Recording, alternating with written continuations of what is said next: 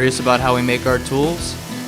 Well, let's take a behind-the-scenes look at a couple of the steps needed to make the Pocket Compass and Pocket Compass XL. Here, we're milling the XL version over at one of our state-of-the-art CNC machines.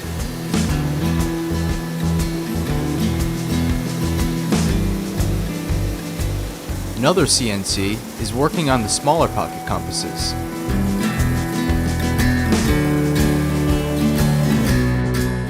And after milling wraps up, the operator checks the parts for accuracy.